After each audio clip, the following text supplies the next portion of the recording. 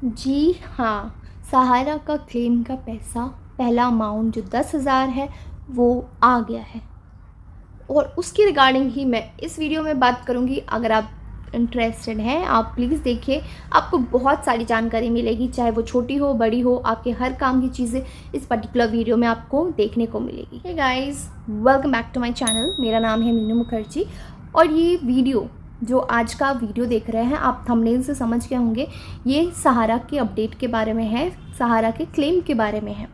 तो आप थंबनेल से ये समझ गए हैं कि ये किस टॉपिक के ऊपर है, आप कैप्शन से भी समझ गए क्या किस टॉपिक के ऊपर है। तो ये मेरी यूजुअल वीडियो से काफ़ी अलग है, जो मैं यूजुअली शूट करती हूँ उससे बहुत बहुत अलग है ये टॉपिक।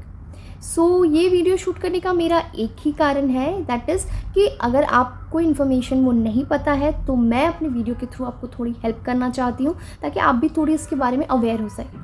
बहुत टाइम से सहारा को लेकर बहुत तरह तरह की बातें हो रही है, सुप्रीम कोर्ट में ये मैटर जा चुका है। वो सब चीज़ें मैं आपके साथ नहीं डिस्कस करूँगी, क्योंकि वो चीज़ें अलग से आपको न्यूज़ पे अपडेट मिलते रहती है। बट ये वीडियो है सहारा का क्लेम का पैसा मुझे कैसे मिला और कब मिला। ये बहुत इम्पॉर्टेंट है, क्योंकि हम सब ने, मतलब हमारे पेरेंट्स ने, जैसे मेरे पेरेंट्स ने बहुत अपने हार्ड एंड मनी को इन्वेस्ट करा था, ताकि वो स्कीम के थ्रू वो डबल हो सके। एंड बहुत तरीके की स्कीम्स थे, तो उससे फ़ायदा हो सके उन्हें लॉन्ग टर्म में। बट ये उल्टा ही हो गया, अभी लोग उस पैसे के लिए वेट कर रहे हैं। तो वो सारी चीज़ें मैं इस पर डिस्कस नहीं करूँगी। मैं इस पे कैसे मैंने रीअप्लाई करा और क्या मैंने प्रोसेस लिया, उससे मुझे कैसे ये अमाउंट मिला और मुझे कैसे पता चला, वो सारी चीज़ें मैं इस वीडियो में डिस्कस करूँगी। तो सबसे पहली चीज़ है, जब मैंने अप्लाई करा था, मैंने मेरे पापा के लिए अप्लाई करा था। तो मैंने जब अप्लाई करा पहली बार, तो मुझे उनके तरफ से कुछ टाइम बाद मैसेज आया कि आपके एप्लीकेशन में कुछ डिस्क्रिपेंसी है। तो डिस्क्रिपेंसी होने के कारण वो प्रोसीड नहीं करेंगे। तो अब ये डिस्क्रिपेंसी क्या थी, मतलब क्या एग्जैक्टली क्या इशू है। मैंने सीधा प्रोसेस था, मैंने अप्लाई करा नहीं।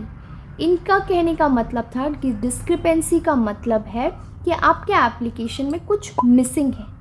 मिसिंग कहने का मतलब है, अगर आपने इनके वेबसाइट पे मैंने चेक करा तो मुझे इसके बारे में आइडिया लगा, इन लोगों ने हाईलाइट करा है कि डिस्क्रिपेंसी को अलग अलग टर्म्स में, कि कुछ इन लोगों ने कोड दे रखा है, उसके अगेंस्ट मेंशन करा कि इस तरीके की डिस्क्रिपेंसी अगर आपके एप्लीकेशन में कम्युनिकेट किया गया है तो आपके एप्लीकेशन में ये मिसिंग है।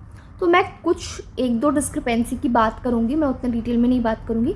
तो सपोज़ जैसे आपने जब अप्लाई, मतलब जब आपने ये सहारा के लिए फॉर्म फिलअप करा था इनिशियल टाइम में, तो उस टाइम हो सकता है आपने साइन करा होगा, ठीक है। और अभी इतने टाइम बाद जब आप उस क्लेम को सबमिट करो तो आपने एक साइन करा होगा। तो आपका वो साइन और ये साइन में डिफरेंस होने के कारण ये लोग उसको कंसिडर नहीं कर रहे हैं। तो उसको ये डिस्क्रिपेंसी की फॉर्म में बता रहे हैं कि आपकी फॉर्म में कुछ मिस्टेक है या फिर कुछ मिसिंग है, ठीक है। और एक हो सकता है कि आपने उस टाइम अप्लाई करा होगा, आपने डिटेल्स दे दिया होगा, सहारा के जो एम्प्लॉयज़ थे उस टाइम पे, जिसने आपका ये एजेंट ने जो अपने आपने लाइक आपके इस एप्लीकेशन को फिलअप करा होगा, उसने हो सकता है कुछ मिस आउट कर दिया।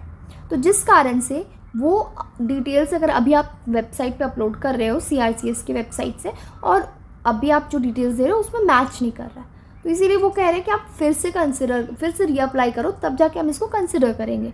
तो ये कुछ एक दो डिस्क्रिपेंसी जो मैंने आपको बता दिया ऐसे थे। तो उसके बाद जब मेरे को ये डिस्क्रिपेंसी का कम्युनिकेट किया गया था, उसके बाद मैंने रीअप्लाई नहीं करा था। मैं बहुत लंबे टाइम तक उसको मैंने छोड़ दिया था, मैंने रीअप्लाई नहीं करा था कि आप कोई फ़ायदा नहीं है, ये तो चल ही रहा है, चलते रहेगा, ठीक है, मैंने ऐसे छोड़ दिया था। फिर उसके बाद मुझे फिर मैंने कुछ टाइम रुक कर, लाइक बहुत लंबा टाइम ही रुक कर, मेरे पापा ने मुझे बोला कि आप फिर से रीअप्लाई करके देखो, हो सकता है वो आ जाए। तो ठीक है, पापा ने बोला, तो मैंने फिर से उसको रीअप्लाई करा। रीअप्लाई करने का मैंने सपोज़ मैंने अब रीअप्लाई करा था, मैंने 11 जुलाई को रीअप्लाई करा था।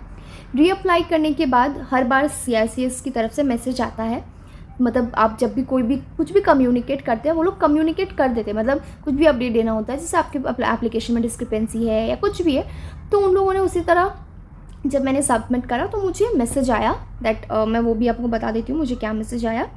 Your resubmission application number has been submitted successfully and the same would be reprocessed in the next 45 days. CRCS, तो मुझे ये CRCS की तरफ से मैसेज आया. मैं वो मैसेज यहाँ मेंशन कर दूँगी ताकि आपको भी पता चले कि मुझे क्या मैसेज आया. बहुत लोग इससे रिलेट कर पाएंगे क्योंकि बहुत लोगों को ये मैसेज अगर ये अप्लाई करा है तो आया होगा. तो ये हो गया.